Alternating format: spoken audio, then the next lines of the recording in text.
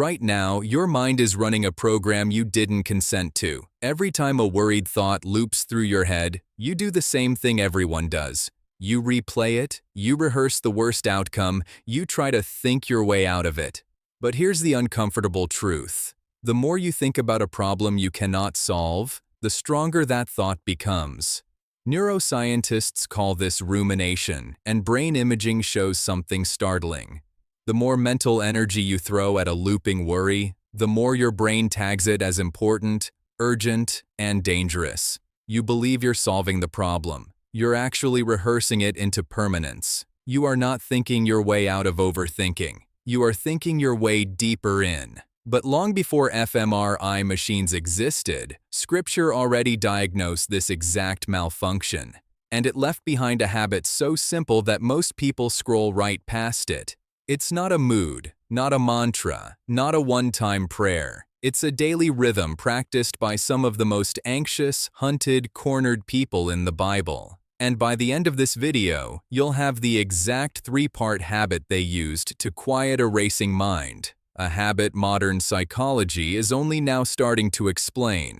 Let's start with a man who overthought himself into hiding. Gideon. In Judges 6, Gideon is found threshing wheat in a winepress. Not a field, a winepress, a hidden, enclosed space he retreated to specifically so the raiding Midianites couldn't see him. He isn't hiding from an enemy in that moment. He's hiding from a threat that exists mostly in his own head. When God calls him to lead Israel, Gideon's response isn't defiance, it's a flood of self-doubt. How can I? My family is nothing. My clan is the weakest. That's not humility. That's overthinking dressed up as caution. He is replaying every reason he'll fail before he's taken a single step. Here's where it gets interesting. God doesn't argue Gideon out of his spiral with logic. He gives him a sign, then another sign, then tells him to reduce his army from thousands down to 300 men. Every single instruction strips away Gideon's ability to overthink the outcome. He can't calculate his way to victory with 300 men against an army as numerous as locusts. The math doesn't work. And that's the point. God wasn't shrinking the army to make the battle harder. He was shrinking the variables Gideon's mind had to chew on. Less data for the loop to feed on. Less room for the spiral. Psychologists now describe something almost identical, called cognitive tunneling. When your brain is fed too many variables, too many what-ifs, too many possible outcomes, it doesn't sharpen your thinking. It floods your working memory until decision-making collapses entirely. Overthinking isn't extra intelligence, it's mental noise pretending to be diligence. Gideon didn't need more information. He needed less input and one clear instruction to act on.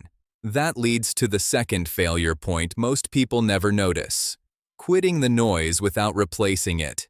If you've ever tried to just stop thinking about it, you already know it doesn't work. Your mind treats a blank space like an itch. It will manufacture a new worry just to have something to hold on to. This is why willpower alone almost never beats overthinking. You're not fighting a thought. You're fighting an empty room that your brain is desperate to refill. Which brings us to Daniel. Daniel didn't live in comfortable circumstances. He served in a foreign empire that had already tried to erase his people's identity, and later he'd be thrown into a den of lions for the crime of praying. But look at what he did before the crisis ever hit. 3 times a day, on a fixed schedule, windows open toward Jerusalem, he prayed. Not when he felt anxious. Not as an emergency measure. On a schedule, whether the day was calm or chaotic. By the time real danger arrived, a death decree, a sealed den, lions waiting in the dark, his mind wasn't scrambling to invent a coping mechanism. The habit was already load-bearing. Daniel didn't get calm in the den. He walked into the den already calm because the room had been occupied every single day beforehand.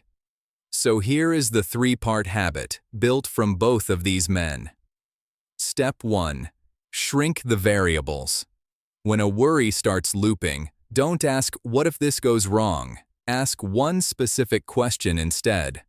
What is the next true thing I actually know? Gideon didn't need to solve the whole war. He needed one instruction. Write your worry down in a single plain sentence. Most anxious spirals collapse the moment you force them into specific, limited language instead of a vague cloud of dread. Step 2. Schedule the interruption before the crisis, not during it. Don't wait for the racing mind to show up before you try to manage it.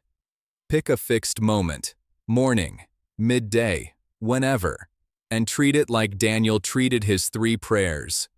Non-negotiable, boring, repeated.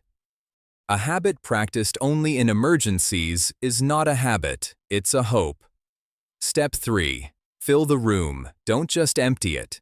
When you interrupt an anxious thought, immediately hand your mind something to hold. A specific truth, a specific gratitude, a specific next action. An empty mind invites a new worry in faster than you can stop it. An occupied mind has no vacancy left. None of this promises the lions disappear, or the army shrinks, or the outcome you're afraid of never happens. What it promises is that your mind stops being the amplifier. The circumstances stay what they are. But the loop, the part that was making it worse than it needed to be, that's the part you were never required to keep feeding. If this gave you a clearer way to handle the noise in your own head, hit like so it reaches someone still stuck in the loop. Subscribe for the next deep dive and share this with someone who needs a quieter mind today. I'll see you in the next one.